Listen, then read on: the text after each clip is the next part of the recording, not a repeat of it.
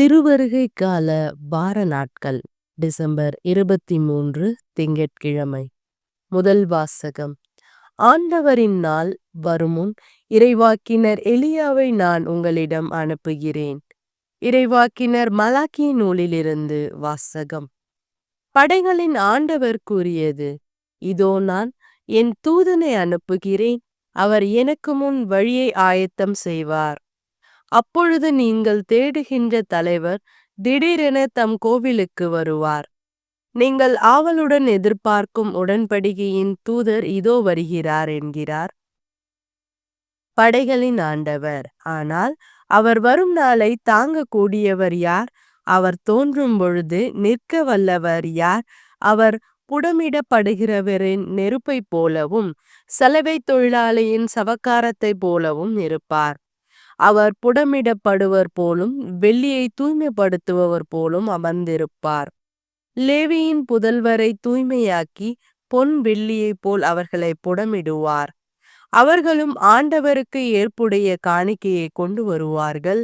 அப்பொழுது பண்டைய காலத்தில் முன்னைய ஆண்டுகளில் இருந்தது போல் யூதாவின் காணிக்கையும் எருசலேமின் காணிக்கையும் ஆண்டவருக்கு உகந்தனவாய் இருக்கும்.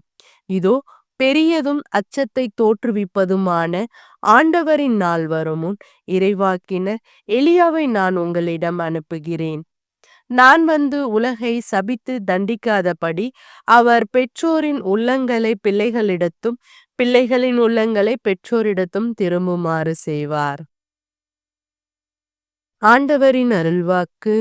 இறைவா உமக்கு நன்றி. நற்செய்தி வாசகம். திருமுழுக்கு யோவானின் பிறப்பு. லூக்கா எழுதிய தூய நற்செய்தியிலிருந்து வாசகம். அதிகாரம் 1 இறை வார்த்தைகள் 57 66 முடிய. எலிசபெத்துக்கு பேறுகாலம் நெருங்கியது. அவர் ஒரு மகனை பெற்றெடுத்தார். ஆண்டவர் அவருக்கு பெரிதும் இரக்கம் காட்டினார் என்பதை கேள்விப்பட்டு சுற்றி வாழ்ந்தோரும் உறவினரும் அவரோடு சேர்ந்து மகிழ்ந்தனர். 8ஆம் நாளில் அவர்கள் குழந்தைக்கு விருத்த சேதனம் செய்ய வந்தார்கள். செக்கேரியா என்ற அதன் தந்தையின் பெயரையே அதற்கு சூட்ட இருந்தார்கள்.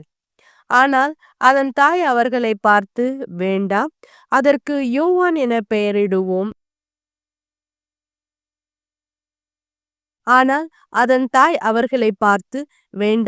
அவருக்கு யோவான் என பெயரிட வேண்டும் என்றார்.